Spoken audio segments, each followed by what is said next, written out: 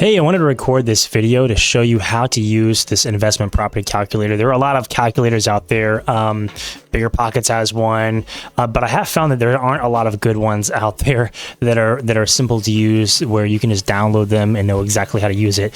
And this one actually might still fall in that category for some people who are just not familiar, but I really do think this is very easy to use. And let me show you how to do that.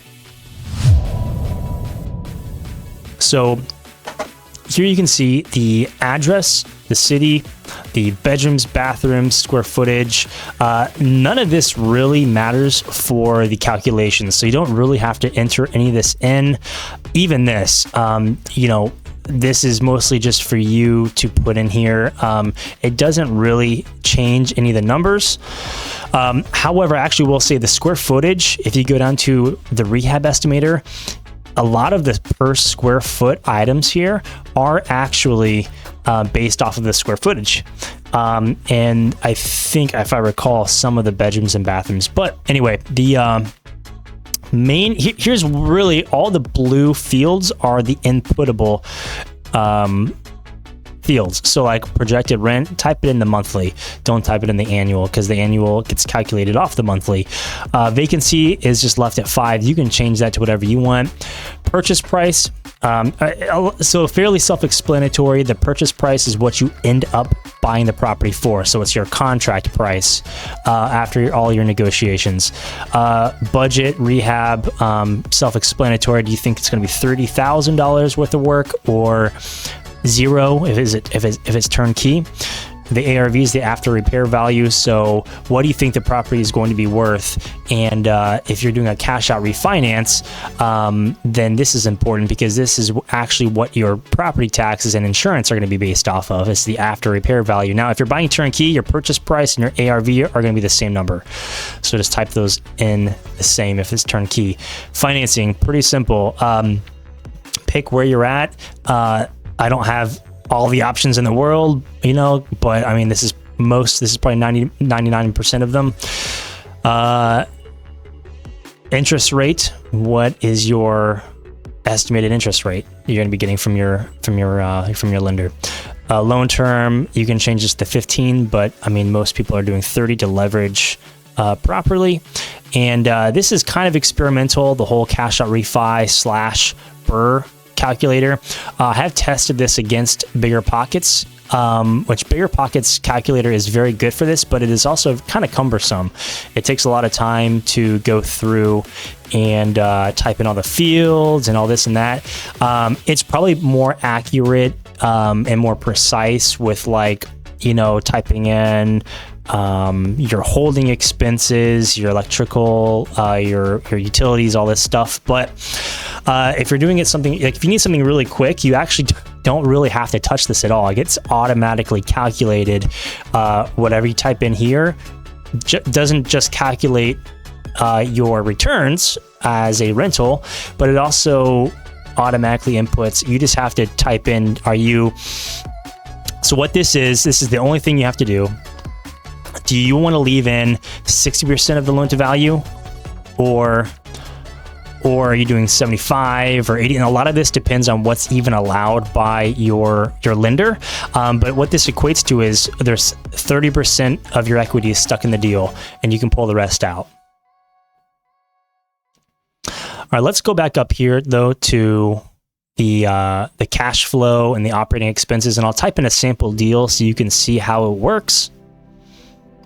So I'm going to type in 123 Main Street. Oops. We'll do Tampa, Florida. And we're going to do a single family rental. And let's just say it's a 3 bedroom, 2 bath, 0 half baths. And let's just say it's like 1350 square feet. Now, I would expect this to be around 305, something like that. Projected rent's about 2,300. And this is just going to be off of, we'll say this is turnkey. This is going to be off of today's, as of January 2024. Closing costs are calculated at about, 1.5% of your purchase price. We'll do 20% down. Vacancy calculates at $115 a month out of the $2,300 rent. And let's go down and make sure we have everything else properly typed in. Let's say your interest rate is like 8.1%. Your property management fee, none is if you're self-managing. 8, 9, and 10 are common property management fees depending on the property manager you're going with. And these are for long-term rentals, 8, 9, and 10. Just because you're paying more, if you're paying 10 doesn't mean you're paying too much. It just means that you have a really good property manager. Hopefully 8% could be you're saving a lot of money, or maybe you have a bad property manager. So it can go both ways. Your utilities or other. So this could be your HOA fee, your landscaping, kind of lump everything into this one category. In the future, I might split it out into two, but like if you're paying for lawn care, if you're paying for utilities, if you're paying for HOA fee monthly, just combine this all into this field. So for long-term rentals, for a single family house, you're not going to be paying for the lawn care. The tenant will be doing that. This property does not have a pool, so there's no pool maintenance. Generally, landlords will want to pay for the pool maintenance to ensure that it is being done. And the tenant's also paying for utilities. So in this case, you have 0 in this field. Maintenance and CapEx, we'll say since it's turnkey, maybe we can reduce this to like 6% in this hypothetical property. So we will scroll up and see that our returns are negative $500 a month. I know it's not a very good looking property, but that's kind of that's just what this is. Now in this situation, this is turnkey, so this whole field is kind of pointless. Just ignore it. If you go to the rehab estimator, again, for this example, not a good one. You don't really need to do anything here. This is just kind of giving you an idea of what things cost. Here is the investor property analysis, and you can see just a different way, a chart, a different way of looking at the numbers, your monthly expenses versus your gross monthly income, and over time. So this is what I like, because if we look at an increase of about 3% a year, and some areas could even have 7%, some may have 1 or 2, you're going to be increasing equity year over year. You can see how these numbers slowly trickle up, and by year 10, this property is cash flowing. Well, probably by year 7 or 8, it's cash flowing positive, and the equity just keeps going up. Here is the monthly layout. And so this is a little bit different. Again, a different way of looking at the numbers.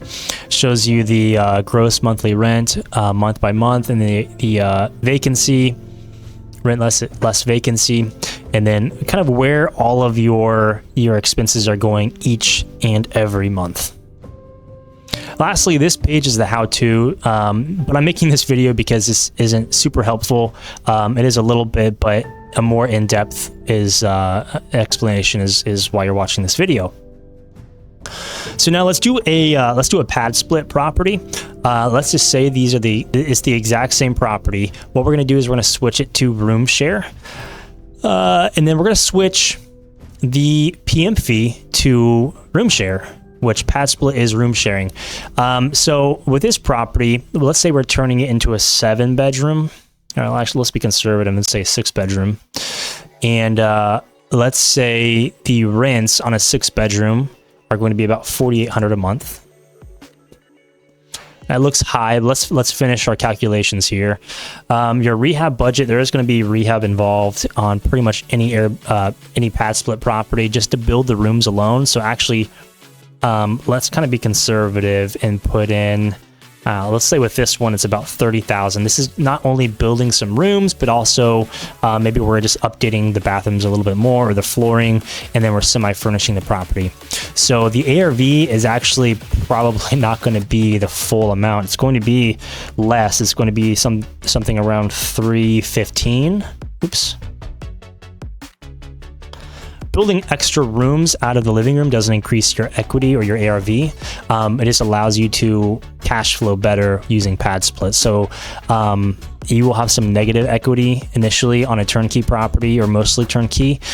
You're paying for utilities. You're doing lawn care. on this property. So let's say you're for 6 bedrooms, and you're also paying for internet. So let's say you're about $550 a month, all of that in, and then we're going to increase the maintenance and capex by 2%, and you are still looking pretty good at $250 positive a month. You went from negative $500 to $250 a month positive, and that's with much higher percentage of the property management fee. You're paying for utilities, you have a higher maintenance and capex, and you're still only 20% down. So now with this, it is important to note that the rehab budget is considered out of pocket. So this is not factored in. If we were to finance the rehab budget, which there are plenty, that's what most people are going to do. So we're actually going to delete this and put 0, and we're just going to add kind of a cheap way of doing it is just 335. So we're adding the 305, the 30 to 305, and now we see your cash flowing less because you're financing the rehab.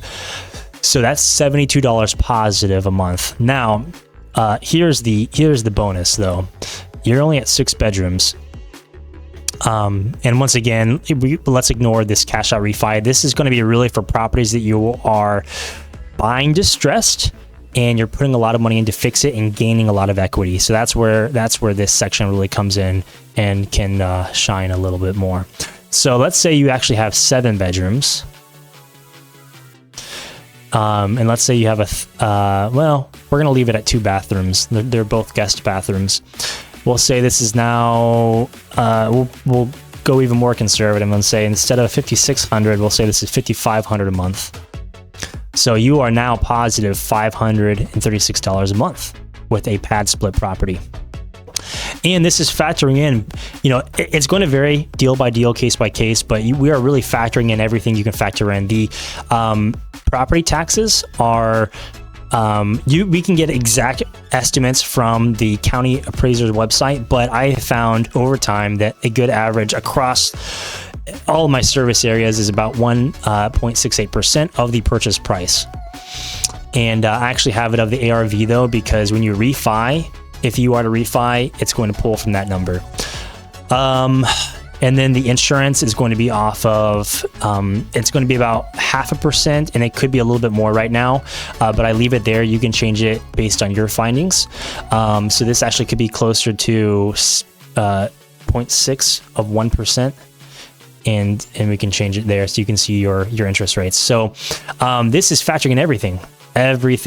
If there's something I've missed, please tell me, but that's it.